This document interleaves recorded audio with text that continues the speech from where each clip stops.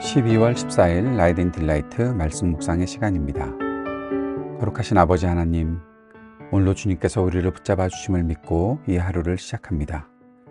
우리의 귀를 열어 주의 말씀을 듣고 우리의 생각을 열어 주님께 복종하고 우리의 마음을 열어 주님의 뜻을 마음에 새기고 그 뜻을 실행하며 살아갈 수 있도록 오늘도 우리를 성령으로 충만케 하여 주옵소서.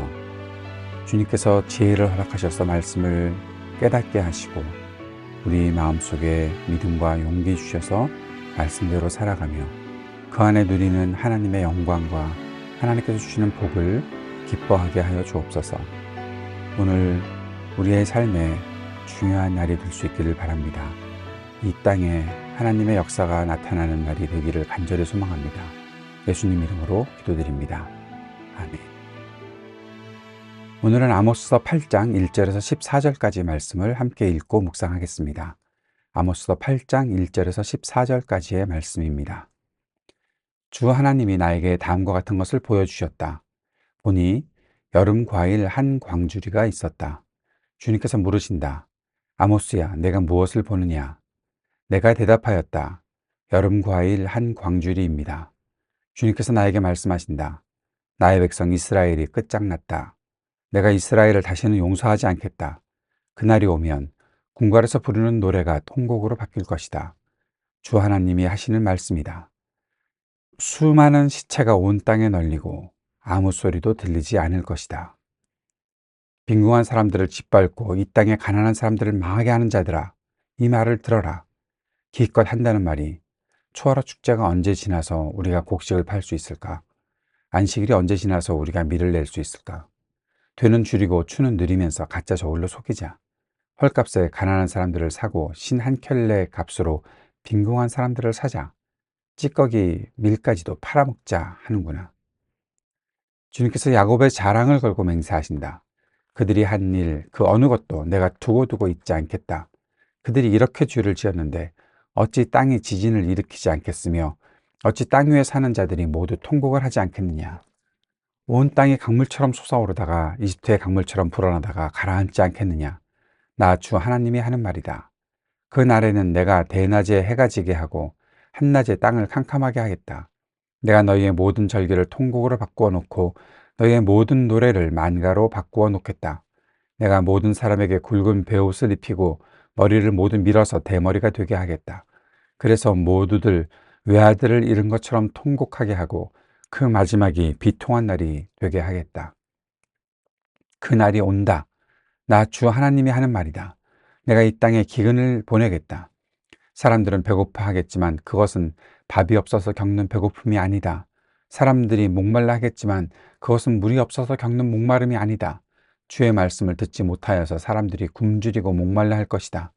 그때에는 사람들이 주의 말씀을 찾으려고 이 바다에서 저 바다로 헤매고 북쪽에서 동쪽으로 떠돌아다녀도 그 말씀을 찾지 못할 것이다. 그 날에는 아름다운 처녀들과 젊은 총각들이 목이 말라서 지쳐 쓰러질 것이다. 사마리아의 부끄러운 우상을 의지하고 맹세하는 자들, 다나 너희의 신이 살아있다. 브엘세바야, 너의 신이 살아있다 하고 맹세하는 자들은 쓰러져서 다시는 일어나지 못할 것이다. 아모스 8장에서는 아모스서에 있는 5가지 환상, 묵시 중에 4번째 환상이 기록되어 있습니다. 그것은 여름과일 한 광주리라는 환상입니다. 하나님께서 아모스에게 여름과일 한 광주리를 보여주셨죠. 그런데 그 여름과일 한 광주리가 무엇을 의미할까? 주님께서 여름과일 한 광주리를 본 아모스에게 이렇게 말씀하셨습니다. 나의 백성 이스라엘이 끝장났다. 끝장났다. 히브리어 공부를 잠시 해본다면 여름과일이라는 말이 이 카이츠라는 히브리어로 쓰여져 있습니다. 그런데 뒤에 나의 백성 이스라엘이 끝장났다. 이 끝을 가리키는 히브리어가 캐치라는 말입니다.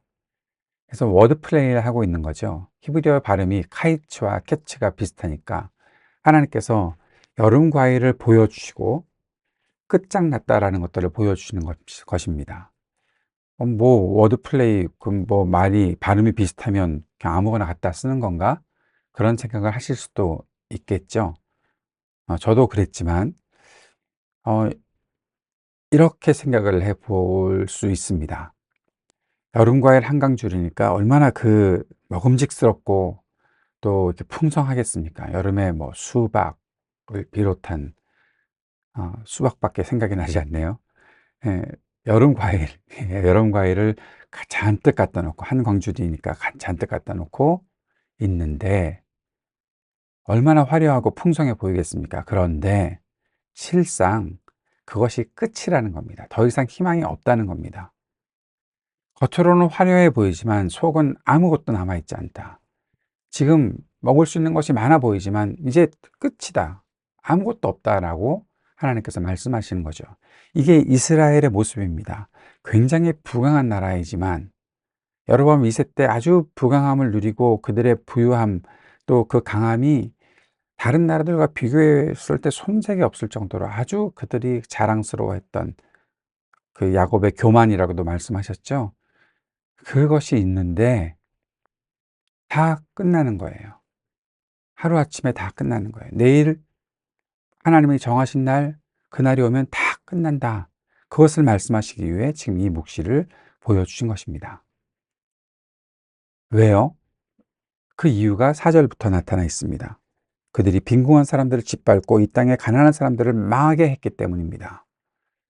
지금 가난하고 어려운 사람들이 이 땅에 참 많이 있는데, 그런데 이 지도층에 있는 사람들이 그 사람들에게 관심을 기울이지 않습니다.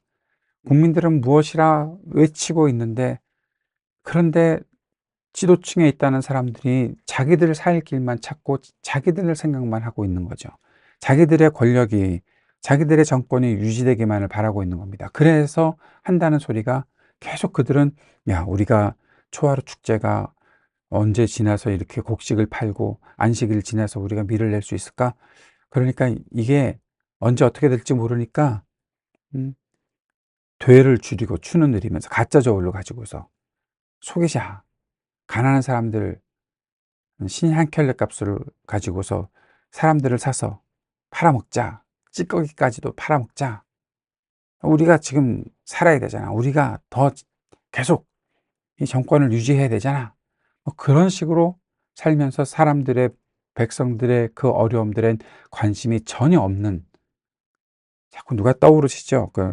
그렇게 떠올리지 마시고 그냥 이 말씀을 그대로 한번 생각해 보면 좋겠습니다. 가난한 사람들에서 생각하지 않고 내 유익만 생각하는 사람들, 지금 이스라엘에 그런 사람들이 있다는 거죠. 아마샤 같은 인간이 있다는 겁니다. 자신이 계속 그 지위를 유지하고 싶으니까, 제사장이 그 지위를 유지하고 싶으니까 이간질시키고 하나님의 사람에서 들려 나오는 정의와 공의의 메시지에는 관심 없고 말하지 말라고 그러고 자기들이 어떻게 하든지 속여서 유익을 얻어내겠다라는 그런 사람들 때문에 끝장난 겁니다. 그래서 주님께서는 그 심판의 메시지를 이렇게 맹세하십니다. 야곱의 자랑이라는 말은 야곱의 영광이라고도 번역할 수가 있는데요. 하나님께서 야곱에게 이걸 뭐 교만이라고 해석하는 것보다는 하나님께서 이스라엘 백성에 대해서 그렇게 갖고 계셨던 아주 그 신실함, 변함없이 그들을 돌보시겠다고 말씀하셨던 그 신실함을 두고서 맹세하시는 것이 뭔가 하면 내가 지진을 일으키겠다라는 겁니다. 너희들의 죄를 잊지 않겠다. 그들이 이렇게 죄를 지었는데 어찌 땅이 지진을 일으키지 않겠느냐. 아모스가 이렇게 쓰여진 것이 이스라엘의 지진이 일어나는 한 2년 전쯤이라고 제가 개관을 설명하면서 말씀드렸던 거 기억하십니까? 못 들으신 분들은 그 개관을 한번 살펴보시기 바랍니다. 이런 일들이 일어나게 하겠다. 천재지변이 일어나는 것이죠. 통곡할 수밖에 없는 것. 비통한 날이 되게 하겠다. 그게 마지막 날이다.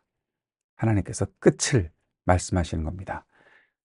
화려하고 풍성한 여름과일 광주리가 있는데 그것을 보는데 이게 끝이구나. 더 이상 아무것도 없구나. 11절에 그날이 온다. 하나님께서 아주 선포하십니다. 그날이 온다. 나 주 하나님이 하는 말이다. 내가 이 땅에 기근을 보내겠다. 그런데 여기서 하나님께서 아주 중요한 말씀하십니다. 기근 때문에 배고프고 목말라서, 그래서 배고프고 목말라 하는가? 밥이 없어서, 물이 없어서? 아니다. 왜 너희들이 목마른지 아니? 주의 말씀을 듣지 못해서 사람들이 굶주리고 목말라 할 것이다. 하나님의 말씀을 들으려 하지 않았으니, 거짓 제사장이 하는 이야기, 그래서 하나님의 정의와 공의의 메시지, 사랑과 평화를 이 땅에 실현하고자 하시는 하나님의 그 마음 듣지 않고 있으니 결국 굶주리고 목마르게 될 것이다. 여기서 저기서 하나님 말씀 나중에 찾으려고 해도 하나님 말씀 듣지 않을 것이다. 듣지 못할 것이다.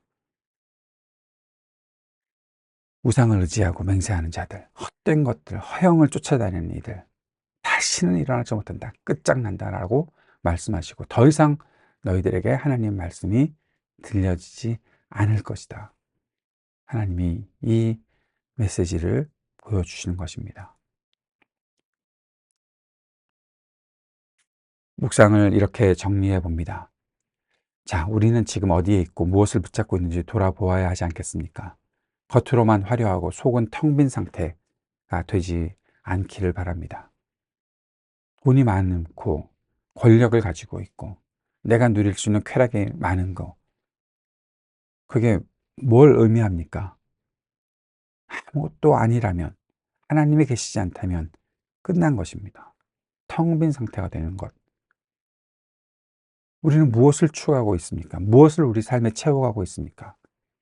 하나님을 아는 지식이 있어야겠죠. 공의와 사랑과 평화를 삶에 채울 수 있어야겠죠. 하나님의 말씀을 우리 속에 채울 수 있어야겠죠. 우리가 그 말씀 앞에 서 있습니까? 말씀을 붙잡고 있습니까? 백성의 삶, 가난하고 어려운 사람을 돌보지 않고 자신들의 이득만 찾으려는 자들에게 하나님은 반드시 심판을 내리십니다. 그들의 거짓에 속지 않기를 바랍니다. 하나님의 심판 경고에 귀를 기울일 줄 알아야 합니다. 사랑하는 여러분, 우리를 고통스럽게 하는 가장 중요한 것이 무엇입니까? 하나님 말씀의 부재입니다.